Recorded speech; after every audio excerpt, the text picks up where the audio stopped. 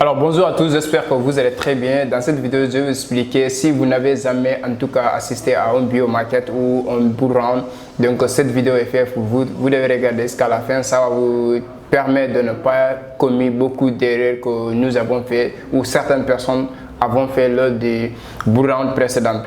Alors, je me présente rapidement, mon nom c'est Youssouf Diaby, je suis entrepreneur, businessman, je suis coach en développement personnel, je suis trader professionnel sur le marché des crypto-monnaies et je suis formateur aussi dans le trading des crypto-monnaies, tout ce qui est la technologie, blockchain, ainsi de suite. Alors, dans cette vidéo, je vais vous expliquer comment vous devez vous comporter et quel comportement ne pas adopter et qu'est-ce que vous devez savoir bien même avant le bull run prochain. Alors, restez abonnés sur cette chaîne et surtout, regardez en bas de cette vidéo, il y a un lien Telegram que vous devez rejoindre ma communauté de crypto leaders, les gens qui sont tellement passionnés de la crypto-monnaie ou les investisseurs en crypto-monnaie. Vous allez nous rejoindre pour recevoir toutes les actus, toutes les analyses techniques que nous faisons dans le groupe.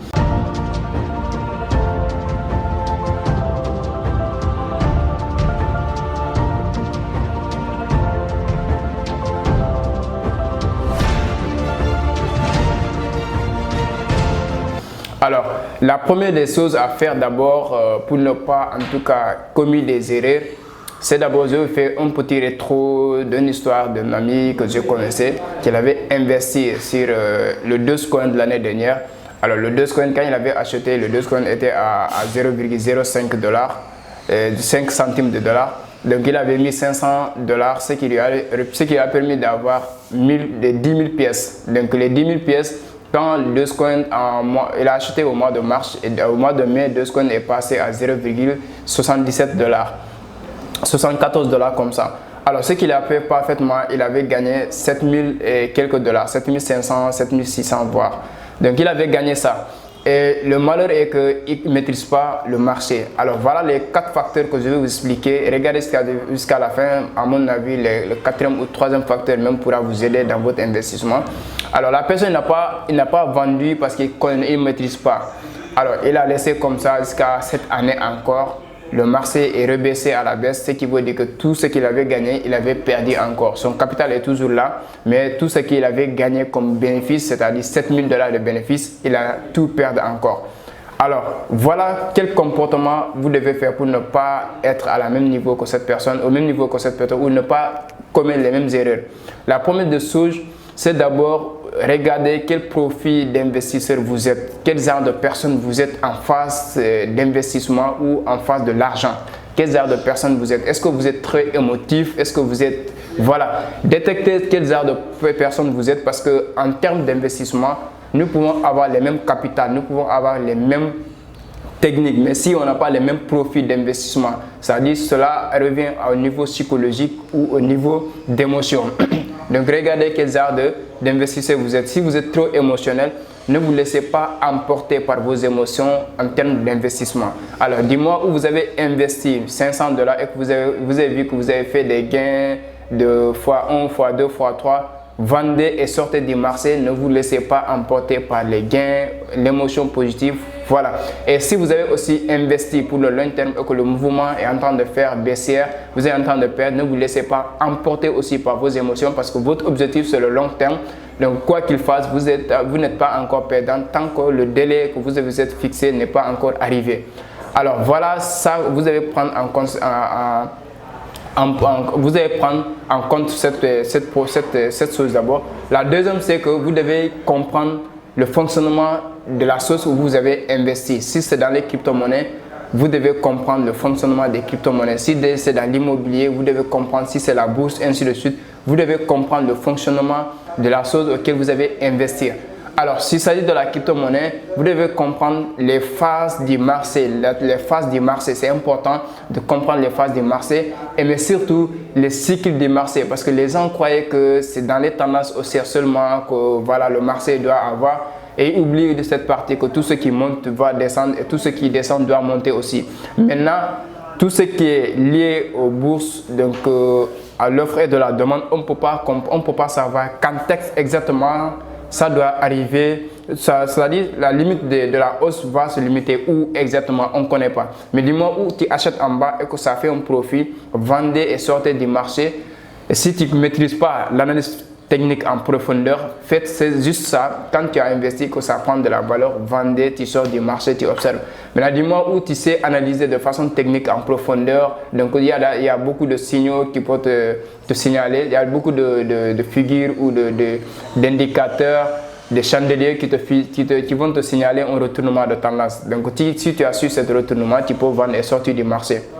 Donc, il est important de maîtriser le marché des crypto-monnaies ou le marché de la sauce auquel vous voulez investir. Je parle ici en particulier de la crypto-monnaie parce que moi, j'ai de l'expérience dans ça. C'est un domaine qui me passionne très bien et que j'ai de l'expertise.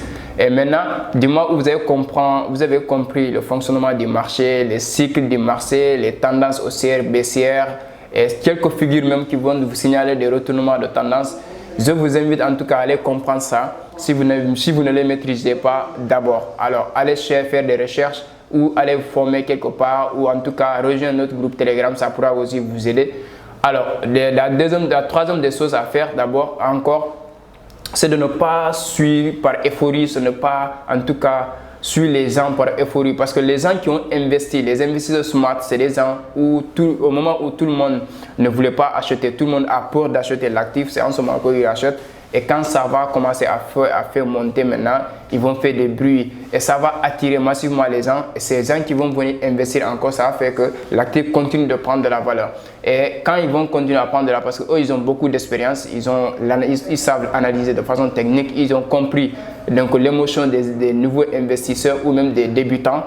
Donc, dis-moi où vous allez venir investir en masse, vous allez voir qu'eux, ils vont commencer à vendre parce qu'ils ont fait des gros gains. Et quand ils vont vendre, vous allez voir que le marché va commencer à retracer à la baisse. En ce moment que vous avez commencé à perdre parce que vous avez investi au mauvais moment.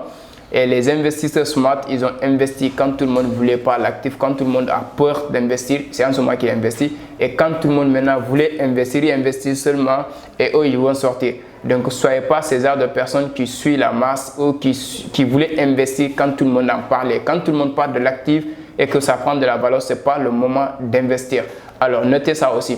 Alors, la dernière chose, c'est le conseil que je vais vous donner en dernière position, c'est que quand vous êtes investisseur en crypto-monnaie, la moindre des choses, c'est d'aller au-delà de ce que vous entendez. Parce que tout ce qui se dit sur les réseaux sociaux, ce n'est pas ce qui se passe en réalité dans le marché. Parce que le marché, c'est imprévisible, c'est vrai, mais il suit aussi ses règles.